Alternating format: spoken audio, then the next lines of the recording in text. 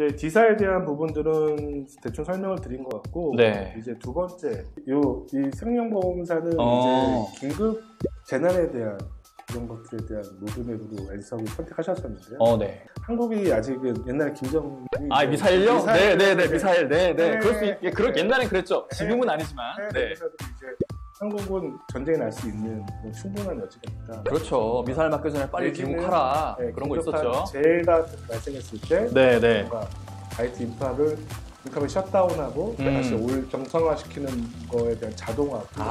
재난에 대한 어떤 모의 네. 뭐 훈련 같은 그런 건가 보네요. RPA를 진행하시면서 투트랙으로 네네네. IT 인프라에 대한 민감한 PM 작업을 그래서 업무 효율성을 증가하겠다는 두 가지 꼭지를 이제 도입하셨었는데요. RPA와 엔서블을 같이 써서 요거는 이런 아이디어적인 것들 공유해드리려고 말씀드린 것도 있고, 이 레퍼런스에 좀 약간 좀 제가 말씀드리고 싶은 또 다른 포인트는 저희가 아까 컨설팅 관련된 거를 이제 아까 서두에 잠깐 말씀드렸죠. 네. 저희 사실은 엔서블에 대한 단점도 아까 말씀드렸다가 제가 말씀드렸었습니다. 단점이 뭐냐면 엔서블은 특정 업무에 대해서 디파인되어 있고 데디케이트하게 어사인되어 있는 자동화 솔루션이 아니에요. 그러다 보니까 자동화하고 싶은 영역이 있을 때 그걸 어떻게 구현하고 어떤 업무를 할지에 대한 것들을 고객사의 이제 담당자나 개발자분들이 정의를 하시고 그걸 직접 구현하시는 모듈을 통해서 하셔야 돼요. 그러다 보니까 뭐 기존에도 특정 업무에 대한 자동화 솔루션이 되게 많은 걸로 알고 있어요. 범용적이진 않지만. 그런데 엔섭은 상당히 많은 부분에 대한 것들을 커버할 수 있지만 정형화되어 있는 솔루션이 아니다 보니까 오롯이 이제 그것들이 이제 고객분들 담당자들은 버든이 될 수 있는 거예요. 엔서블에서는 자동화할 수 있는 엄청나게 많은 모듈을 제공을 하는데 이걸 얼마나 잘 쓰는지는 네 몫이야. 네가 얼마나 잘 쓰느냐에 달렸어. 근데 다른 것들은 그냥 이렇게 쓰세요. 고민하지 말고. 엔서블은 이렇게 다양한 기능들이 있으니까 잘 조합해서 잘 쓰세요. 그럼 이건 내가 잘 배워서 내가 잘 써야 된다라는 그런 부담감이 있을 수 있겠네요. 그것조차 이제 부담이 되시기 때문에 이제 레드햇과 저희 코롱베이트가 생각하는 게 디스커버리 세션이라는 그 서비스가 있습니다. 컨설팅 서비스가 있는데 저희가 이건 코롱베이트에서 저희 이제 비용을 선투자해서 고객사한테 딜리버리하는 제품인데요. 일단은 고객사에서 필요한 자동화에 대한 설문조사 같은 걸 1차 보냅니다. 자기는 어떤 일을 자동화 구현하고 싶다는 게 있으면 그걸 가지고 하루나 이틀 정도에 대한 워크숍을 레드햇과 코롱베이트와 고객사에서 뭐 보안, 네트워크, 뭐 인프라 담당자들 다 모여서 이제 하다 보면 이 처음 설문과 다르게 또 프로젝트 수행했던 이력이 있기 때문에 질문도 하고 하면서 자기가 못 느꼈던 자동화의 니즈도 이제 하고 이런 정보들을 수집해서 그 워크숍 결과치를 한 일주일 정도 있다가 레포팅을 해드려요. 되게 유용한 컨설팅 서비스이기 때문에 그런 니즈가 있으시다면 언제든지 레드햇이 저한테 연락을 주시면 이런 서비스를 무상으로 지원해드리고 있습니다. 분석 진단도 같이 하고 어떤 우선순위로 과제를 수행을 할지 그리고 이제 아키텍처나 정리 모델을 어떻게 하고 할지에 대한 것들을 드리는 거니까 좋네요. 되게 내부적으로 자동화에 대한 고민이 있으신 분들은 이 디스커버리 세션 이용하시면 되게 좋을 것 같네요. 세션을 하루 정도 이렇게 같이 해서 레포트를 드리고 이걸 뭐 내부의 뭐 로드맵 관련된 거나 결과 보고서 같은 걸 활용하실 수도 있어서 이게 실제 사례인 거죠? 아까 말씀하신 그 생명보험사에. 저희가 이제 데모를 좀 준비한 게 있어요. 그렇지 소개 여기까지 하는 걸로 하고. 알겠습니다. 자, 그러면 지금부터는 저희가 앞에서 말씀드렸던 엔서블에 대한 데모를 보여드릴 거고요. 데모 시연을 도와주실 코롱베니트의 박정수 과장님을 소개합니다. 박수 부탁드립니다. 안녕하세요. 저 코롱베니트의 박정수 과장입니다. 저희가 시간 관계상 미리 동영상으로 찍어둔 겁니다. 그래서 이 동영상을 보시면서 저희가 설명을 드릴게요. 실시간으로 진행되는 데모는 아니란 점 양해 부탁드리고요. 이 데모에서는 이제 왼쪽 화면에서는 이제 수동으로 윈도우 프로비저닝을 하는 화면이고 오른쪽에서는 이제 엔서블을 이용해서 윈도우 프로비저닝을 자동화하는 영상입니다. 그 처음 왼쪽 화면에서 보시는 것처럼 가상 시스템을 생성할 때 이런 템플릿 마법사를 이용해서 템플릿을 생성하는데 지금 보시는 것처럼 새 가상 시스템을 배포하고 뭐 네트워크를 구성하고 아니면 도메인을 구성한 다음에 운영체제 옵션을 준비를 하고 100% 시작한다는 총 15단계의 과정을 거치게 돼서 생성을 하게 됩니다. 네네네. 근데 이렇게 하나의 가상 시스템을 생성했을 때 이런 반복적인 마우스 클릭 및 아니면 휴먼 에러를 발생하는 키보드 작업으로 이제 100% 시작하게 되는데, 그렇죠. 오른쪽 보시는 화면에서는 이제 타워 CLI라는 명령을 이용해서 엔서블에 제공하는 명령에서 가상 시스템의 이름과 이제 네트워크 주소만을 입력만 한다면 네. 기존에 이제 작업했던 왼쪽 화면에서 보셨던 이런 작업했던 반복적인 작업들을 하나의 이제 명령으로 이제 실행시킬 수 있는 화면이고요. 그래서 지금 윈도우 프로비저닝을 시작하는 잡 템플릿이 이제 네. 20번이라는 이제 플레이북을 잡 템플릿 20이라고 있네요. 네네네. 지금은 이제 왼쪽에서 보셨던 화면에서는 이제 수동으로 가상 시스템의 이름과 이제 IP를 이제 수동으로 적었다고 하면은 지금 보시는 화면은 이제 한 대로 VM을 생성하는 작업이지만 엑스트라 바라는 이제 동적인 변수를 받게 되어 있습니다. 네네. 그래서 지금 VM ID라는 변수에 랩11이라는 변수를 넣고요. 그다음에 VM IP라는 변수에 19168.0.171번이라는 IP를 부여하게 된다면 실행을 하게 되면 지금 보시는 것처럼 226번이라는 템플릿 ID가 나옵니다. 이 ID를 통해서 타워쉘의 명령을 통해서 생성됐다고 나오네.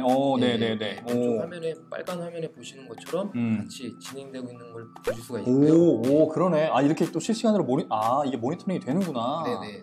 왼쪽에 있는 템플릿에 이게 반영이 돼갖고 이렇게 만들어지는 게 보이는 거네요. 네네 맞습니다. 그래서 지금 실시간으로 타워 CLI 잡 get 226번이라는 잡 템플릿 ID를 보게 되면 스테이터스 항목에서 이제 러닝이라는 항목을 보실 수가 있는 거고요. 이거 VM 많이 생성하시는 분들은 되게 편하겠네요, 진짜. 네, 지금 아까 앞서 말씀드렸던 것처럼 그 VM ID랑 VM IP 같은 동적인 변수를 계속해서 변경을 하면서 생성을 할 수가 있습니다. 네네네. 알겠습니다. 이번에 윈도우즈 업데이트에 대한 데모입니다. 네, 지금은 이제 그 엔서블을 통해서 이제 윈도우 업데이트하는 플레이북을 실행시키는 이제 화면이고요. 지금 보시는 것처럼 이제 기존 업데이트에서는 이제 15개의 업데이트 항목이 되어 있는데 엔서블 플레이북을 통해서 총 업데이트를 해서 몇 개까지 증가가 되는지를 동영상으로 찍어놓은 화면입니다. 왼쪽 화면은 아까 기존에 윈도우 프로비전을 했던 171번 IP 주소로 있는 이제 호스트를 지칭하고요. 오른쪽에서 이제 엔서블을 통해서 윈도우를 이제 자동화하는 영상입니다. 인벤토리 호스트라는 파일을 이제 참조를 하게 되는데요. 171번이랑 188번, 186번 총 3개의 인벤토리를 등록하게 되어 있습니다. 근데 기존에 이제 타워의 인벤토리에서는 실제 확인을 해보면 186번이라는 IP만 등록이 되어 있어가지고요. 실제 아까 15개의 업데이트가 된 항목에서 171번에 대한 호스트를 임포트를 시켜서요. 그 임포트 된 호스트만 플레이북을 실행시켜서 윈도우 업데이트를 하는 이런 명령입니다. 지금 보시는 것처럼 AWS 매니저라는 툴을 이용해서요. 기존에 있던 인벤토리 호스트에 갖고 있던 3가지의 존재하는 IP들을 임포트 시켜서 실제 타워에서는 어떻게 반영이 되는지를 보시게 되면은 추가됐네요. 새로운 노드 정보가 이제 추가된 호스트 파일을 이제 보실 수가 있고요. 이 항목에서 실제 171번 IP만을 타워로 이제 호출을 해서 윈도우 업데이트를 하게 되면 요것만 되겠네. 진행할 때 그 171번 노드만을 이제 지정하려고 하면은 이제 리밋이라는 이제 옵션을 줘서 특정한 호스트를 지정할 수가 있습니다. 저 171번만 해. 플레이북은 이제 윈도우 업데이트를 이제 실행하고 업데이트가 완료가 된 후에 이제 시스템이 리붓이 필요하다면 리붓을 하는 이런 플레이북을 실행시키는 화면이고요. 왼쪽 화면에서 보시는 것처럼 실제 GUI 환경에서 타워에서도 이제 실행되고 있는 상태를 확인할 수가 있고 오른쪽 화면에서 보시는 것처럼 타워 CLI 명령을 통해서도 확인할 수 있고요. 수가 있습니다. 알겠습니다. 자, 잘 봤습니다, 과장님. 정기성님께서 질문을 해주셨는데요. 그러면 템플릿 스크립트들은 타워 CLI를 통해서 직접 만들어서 하는 것인가요? 아니면 기본적으로 제공이 되는 것을 수정해서 하는 것인가요? 라고 질문을 해주셨는데 후자가 맞죠? 네, 맞습니다. 엔진에서 등록된 플레이북을 타워 CLI라는 명령을 이용해서 호출하는 방식입니다. 그러면 기본적으로 그 엔서블 엔진의 모듈로 제공이 되는 그거를 타워에서 가져와서 타워에서 그거를 자기의 환경에 맞게 수정해서 사용한다. 알겠습니다. 과장님 데모 감사드립니다. 자, 그러면 저희가 오늘 준비한 내용은 거진 다 말씀을 드린 것 같고 마지막으로 하나만 더 말씀드리고 설문하고 종료하겠습니다.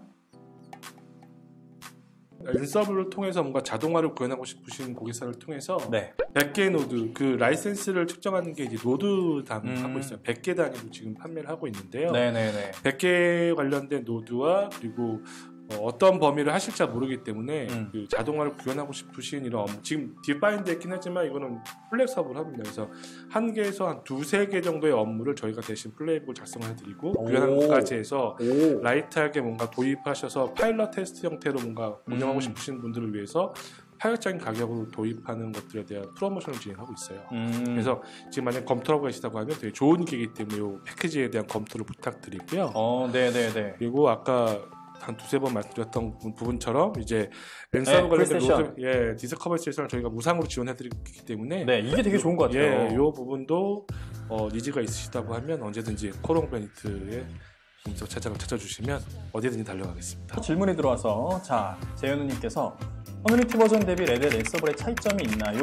오픈소스 버전의 엔서블 대비 레드햇 엔서블의 차이점이 있는지 여쭤보시네요. 두 개 다 뭐 같은 거라고 볼 수도 있긴 한데 부연되는 그런 기능이나 기능을 하면서 뭔가 보완돼야 되거나 패치가 필요한 것들을 모듈 자체 개런티를 레드햇에서 한다는 장단점이 그러면 그냥 똑같은 건데 뭔가 레드햇 엔서블은 레드햇에 서포트가 들어가 있는 거고 커뮤니티 버전은 그냥 커뮤니티에 오롯이 의존해야 되는 그런 거네요.